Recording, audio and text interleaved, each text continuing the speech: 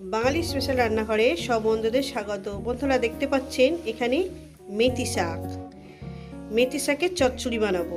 বন্ধুরা মেথি শাকের চচ্চড়ি করার জন্য আমি কি কি সবজি দিয়েছি চলুন দেখি। দিয়েছি এখানে আলু আর বেগুনটাকে মিনিমাম 2-3 মিনিট আগে লবণ আর হলুদ দিয়ে মাখিয়ে রেখেছি।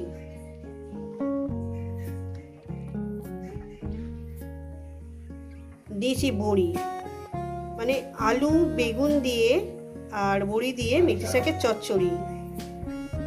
এই রেসিপি যদি আপনাদের ভালো লেগে থাকে অবশ্যই কিন্তু কমেন্ট করে জানাবেন, আর রেসিপিটাকে লাইক করবেন, শেয়ার করবেন। আর নতুন নতুন রেসিপি দেখতে গেলে আপনারা চ্যানেলটাকে সাবস্ক্রাইব করে নেবেন। তো বন্ধুরা চলেন, ঠিক যেভাবে খাই ঠিক আপনাদের সেভাবেই দেখাবো। তো বন্ধুরা আমি গ্যাস ধরিয়ে দিয়েছি, কড়া আমি বসিয়ে দিয়েছি, কড়াটা আমার গরম হবে। দিয়ে দেবো তেল, পরিমাণ মতন তেলটা আমি দিয়ে দিলাম।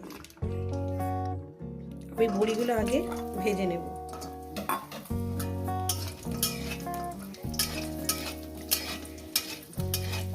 এটা হচ্ছে মশলা দেওয়া বড়ি।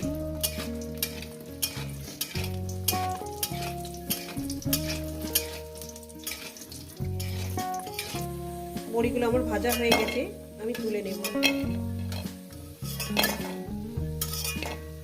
দিয়ে দেবো একটু 5 ফোড়ন।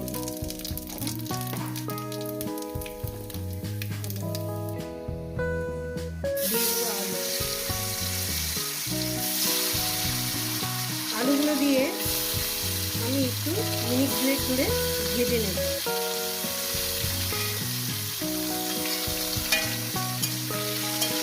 তারপর আমি বেগুনগুলো দেবো, দিয়ে দেবো বেগুনগুলো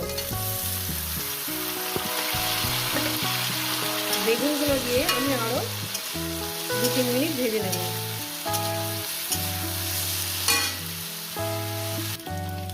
একটু চাপা দিলাম।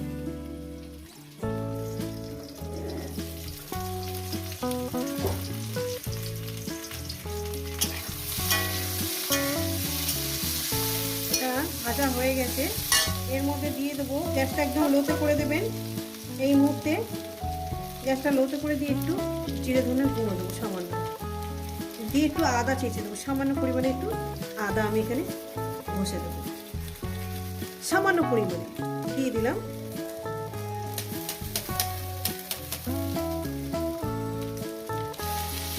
বন্ধুরা এই রেসিপি কিন্তু আমার বাবা একদিন আমাদের ছোটবেলায় বানিয়ে খাইয়েছেন, আজ আমি আমার বাবাকে রান্না করে খাওয়াচ্ছি। এই রেসিপি কিন্তু সম্পূর্ণ আমার বাবা। এরপর দিয়ে দেবো আমি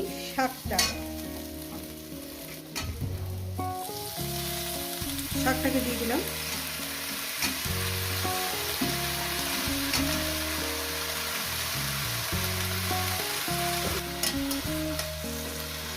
শাকটাকে দিয়ে আমি আর চাপা দেব না, এইভাবেই হতে থাকবে। সামান্য পরিমাণে লবণ আমি অ্যাড করে দেবো, যেহেতু আমার লবণ হলুদ দিয়ে মাখানো আছে, আর সামান্য পরিমাণে দিলাম। দিয়ে এটাকে আমি ভাজতে থাকবো। গ্যাস কিন্তু এই মুহূর্তে এখন জোর করে দেবেন।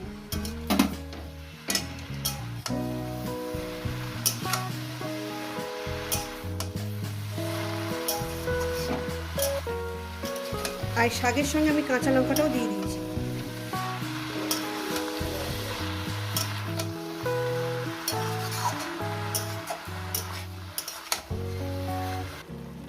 বড়িটা আমি দিয়ে দেবো, শাকের মধ্যে যে জলটা বেরিয়েছে তাতে আমার বড়িটা সিদ্ধ হয়ে যাবে। বড়িটা আমি দিয়ে দিলাম, বড়িটা একটু ভেঙে দিয়েছি।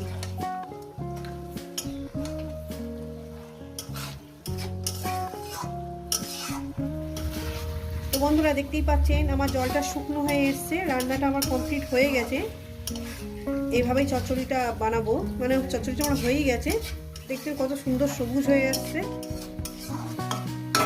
কমপ্লিট হয়ে গেছে। আমার নুন টুন সব কিছু ঠিক আছে, এটা আমি নামিয়ে দেখাচ্ছি।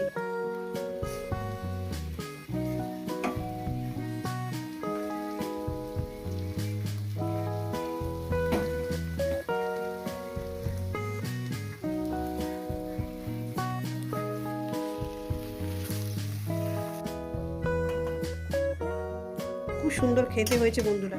খুব সুন্দর খেতে।